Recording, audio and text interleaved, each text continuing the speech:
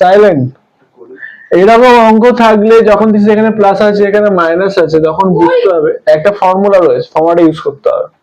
তো সেটাকে আগে আনতে হবে, ফর্মুলাটা আনতে হবে। তো কি করব না, উভয় পক্ষকে মানে বোথ সাইড কে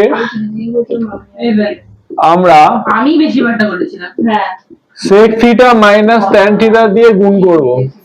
ঠিক আছে, তাহলে এখানেও একই ভাবে sec theta minus tan theta হবে। Same same but different. ঠিক আছে, দেখো তাহলে এদিকে এবার কি হচ্ছে যদি আমরা করি অর লিখতে চাই ছবি পাঠাচ্ছি, ছবি দেখো। sec square theta minus tan square theta কোন formula? a square minus b স্কয়ারের ফর্মুলা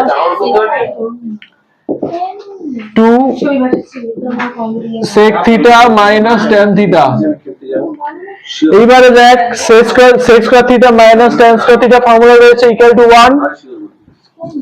কালকে 5টার সময়